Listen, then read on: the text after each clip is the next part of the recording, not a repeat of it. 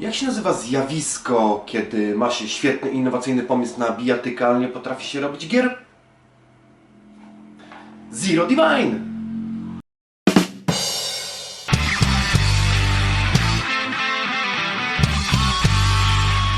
Cześć!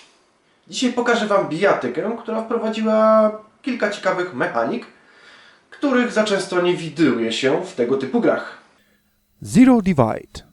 Jest to gra studia Zoom, która wydana została 25 sierpnia 1995 w Japonii, 15 grudnia tego samego roku w Stanach przez Time Warner, a 10 lutego 1996 w Europie przez Ocean. Grafika przypomina trochę tą z Battle Arena Toshinden, ale plansze są bardziej pomysłowo zaprojektowane. Sterowanie jest złe, a postacie też są złe. A to, co się tyczy mechaniki, to tak jak mówiłem, mechanika też była zła. Najprawdopodobniej albo szyny, które nie są równe, albo po prostu, no, tak jak mówiłam we wcześniejszym wejściu, szyny były złe, a podwozie też było złe. Co?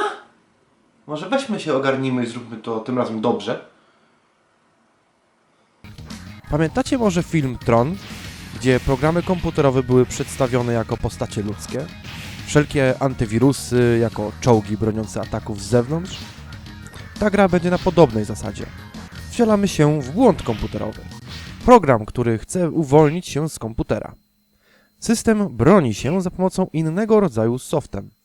Jak można zaobserwować, postaci do wyboru są abstrakcyjne, ale przypominają trochę organizmy nam znane, takie jak skorpion, smok, kot czy nawet człowiek. Mamy ich na początku 8, ale gra umożliwia nam odblokowanie 2 dodatkowych. Wystarczy raz przejść grę na dowolnych ustawieniach, a ostatnią postać odblokowujemy, jeżeli uda nam się przejść całą kampanię bez zgonu. Walka odbywa się w pełnym trójwymiarze, na ringu bez obręczy, co powoduje, że musimy się pilnować, żeby nie spaść. Ale spokojnie, przed upadkiem postać łapie się na chwilę krawędzi, pozwalając nam wskoczyć z powrotem. No chyba, że dobije nas przeciwnik. I jak w większości grach, gdy ktoś spadnie, od razu przegrywa rundę. Do walki używamy tylko 2 przycisków. Kółko odpowiada za nogi, a krzyżyk za ręce. Pozostałe przyciski to po prostu blok. Każdą walkę możemy przejść maszując tylko jeden przycisk. To tak jak King w Tekkenie 3. Kucamy i naparzamy nogą ile wlezie, aż nasz przeciwnik wyzionie ducha.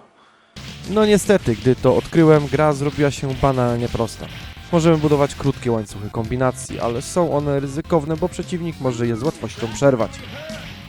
Nasze poczynania w grze i na ringu są komentowane przez przerażającą poligonową twarz, które widać w menu, jak i na telebimach na planszach. Komentarze są naprawdę czasami bardzo złośliwe, ale dzięki temu motywujemy się bardziej, żeby pokazać, że stać nas na więcej. Pamiętacie, jak wspomniałem, że ta gra ma pewną ciekawą mechanikę? Widzicie te zarysy postaci w rogach ekranu? Pokazują one miejsca obrażeń, które otrzymaliśmy. Gdy stają się one czerwone, kolejne ataki w te miejsca stają się bardziej efektywne.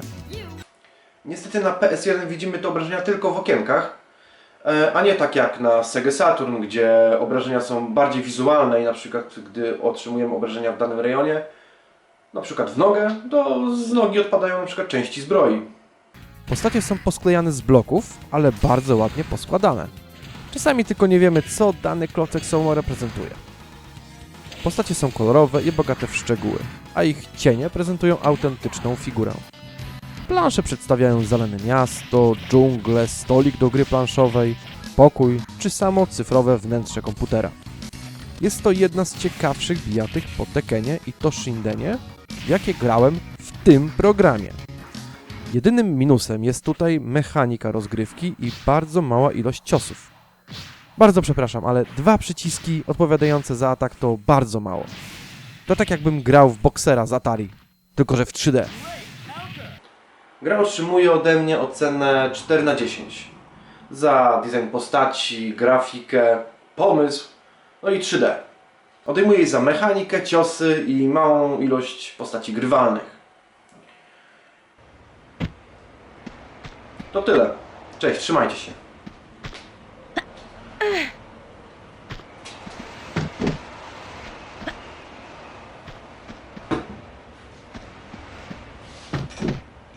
Aha.